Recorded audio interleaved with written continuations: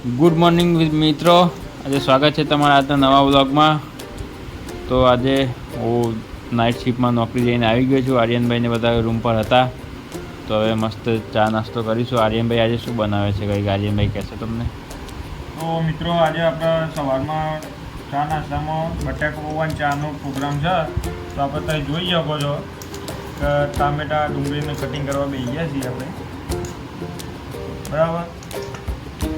તો અમે જાતે શું બનાવીએ છીએ તમને બતાવશું, બ્લોગમાં બનાવી રહેજો આગળ. મિત્રો આખો વ્લોગ જોજો તમે. આપણે કહીશું બટાકા પૌવા બનાવવાના છે આજે. આર્યનભાઈ બનાવે છે મસ્ત.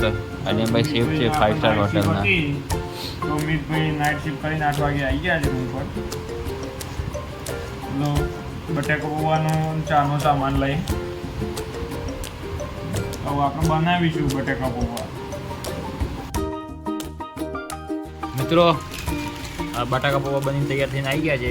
આર્યનભાઈ બને જ ચા બની ગઈ છે. મમ્મી ચા બનાવી ગયા છે. માર્કોભાઈ ટેસ્ટ બેસ્ટ કેવો માર્કોભાઈ? રેડી લાગે છે ને મસ્ત. આર્યનભાઈએ બનાવી દીધા છે. અહીંયા ચા બા થઈ ગઈ છે તૈયાર રેડી. કામ તમે જોઈ શકો. તો ચા બા પીને શાંતિથી મળીએ પછી ત્યાં સુધી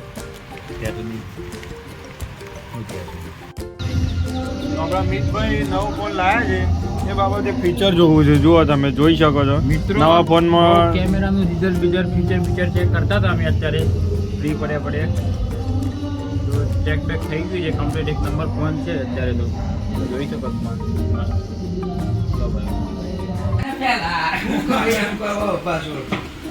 ફટાફટ દો ને પછી વાળ કપાવા જાવ લે. મોડું થાય મારે સેકન્ડ છે. હું ભૂઈ ગયા કઈ આરામ તો જિંદગી જરૂરી છે. ક્યાં જવું છે માર્કો? બાલ કપાવવા જવું છે. આવ્યું ને મારે નથી આવતું. મોટા થઈ ગયા છે. બે જવું છે કાલે કપાઈ આવી. ઘરે જઈને શું કરવાનું માર્કો? ફરવા જવાનું છે. આવું છે બધા કયો ફરવા જવાનું છે?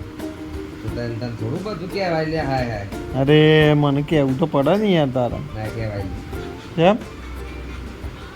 તું જોડે જાવ તો પપ્પા મારું ગાય તો એવું એમ?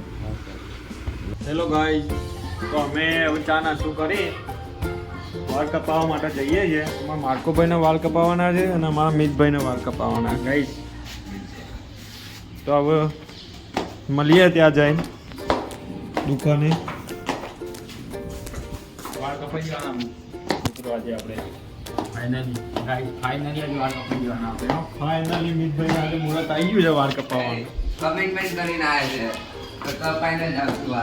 હા જો મારો જો મારો સોસાયટીનો શેર છે બે શેર.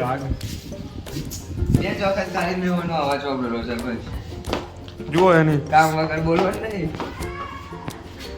એની સ્ટાઇલ જુઓ તમે બેસવાની. મોડું બધા મોડું. ચીલ બાબા ચીલ. ચિલ કરેંગે. ગાઈ જાના જેવું રહેવાનું. ખાવાનું પીવાનું પડી રહેવાનું ચીલ મારવાનું. ખાલી અમુક જ વખત પરફેક્ટ ટાઈમ પર જ આવ્યા ખાલી બોલ્યા. તમને એમનો અવાજ સાંભળવા તો હું 1 વર્ષનો ખાલી વેટિંગમાં હતો. માર્કોભાઈ અમારે 1 વર્ષ વેટિંગ સાંભળવા માટે. આ એક નિયોજન કર્યું. આ અમારા માર્કોભાઈ છે જેમને અમદાવાદમાં ભણીને બહુ તીર માર્યું છે. મૂવી બનાવ્યા એના પછી આજ બહુ મોટી સેલિબ્રિટી બનીને અમારી દુકાને હેરકટ બહુ મોટી સેલિબ્રિટી છે માર્કોભાઈ. બહુ મોટી. કહી દે માર માટે એમ. અને માર્કોભાઈ માટે બહુ મોટી વાત છે સ્પેશિયલી કે માર માટે. હા એટલા વાઈટ છે મોઢા ઉપર પિમ્પલ આવી ગયા છે. માર્કો એકલા ના મોકલાય. માર્કો એ ડિમાન્ડ જોજો તારી. માર્કોભાઈ ને એવો લુક નવો ચેન્જ કરી દો ને. માર્કોભાઈ ઓળખાવા ના જો. કોનો ઓળખા તો હસા જેવું ને માર્કો એ મોડો ઓળખાય ના યાર. એન્ટી ટાઈપ ખબર પડી જાય તો કોક આવ્યો આ માર્કો રિયલ માર્કો પિક્ચરમાં હેરો તો માર્કો અંધારો હોય ને અંડરગ્રાઉન્ડ પર સેલિબ્રિટી ફોટો કરવા આવે જોડે.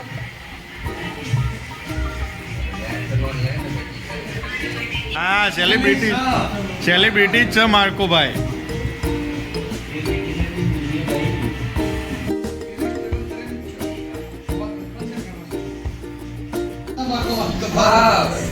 આપને યાર બીજી એના આગળ તાવ છે જાને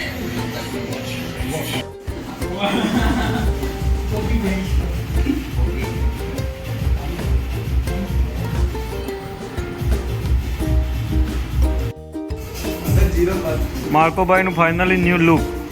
તો ગાઈઝ અમારા મિતભાઈને છે ને રેગ્યુલર વીકમાં એકવાર પાર્સલ ના આવે ને તો એમને ગમતું નહીં, એટલે છે ને એમને પાર્સલ આવે જ કંઈક ના કંઈક નવું નવું એ મંગાવતા જ રહે. વીકમાં એકવાર હું 10 વખતે આવી જાય. 10 વખતે આવી જાય.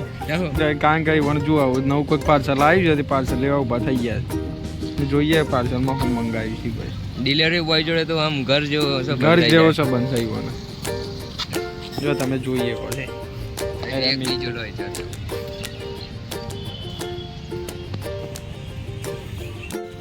માર્કોભાઈ જો મિત્રો બપોર માટે પડીકો લઈને આવીએ.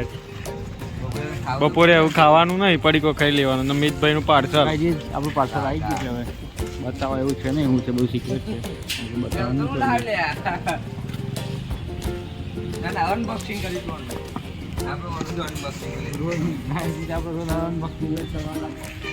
પાર્સલ તો દરરોજ મંગાવવાનું રાખો અને રોજ અનબોક્સિંગ કરવાનું રાખો. પૈસા તમે આપી દેજો બરાબર. 3:30 થઈ ગયા છે. નીકળી ગયો છું નોકરી જવા માટે. અને મિતભાઈને આપણે નાઇટ શિફ્ટ હતી તો એ જોયેલા હતા. અને માર્કોભાઈના બી સેકન્ડ શિફ્ટ હતું એટલે એ 3 વાગે નીકળી ગયા છે. હું થોડું લેટ પડ્યું એટલે હું જાઉં છું. બરાબર, મળીએ હવે રાત્રે. જોબ જતાં પહેલાં આપણે ગણપતિ દાદાના દર્શન કરતા જઈએ. નીચે આપણા ગ્રાઉન્ડ ફ્લોર ઉપર ગણપતિ દાદા બે સારેલા છે, તો ત્યાં જઈ દર્શન કરીને પછી નીકળી જઈએ નોકરી જવા માટે. તો મિત્રો રાતના 11:30 જેવો ટાઈમ થયો છે અને હું હાથ પગ ધોઈને કપડાં ચેન્જ કરીને ફ્રેશ થઈ ગયો છું. તો મળીએ આવતીકાલના નવા બ્લોગ સાથે. આજના બ્લોગમાં આટલું જ હતું. અને આ બ્લોગ જો તમને ગમ્યો હોય તો લાઈક કરી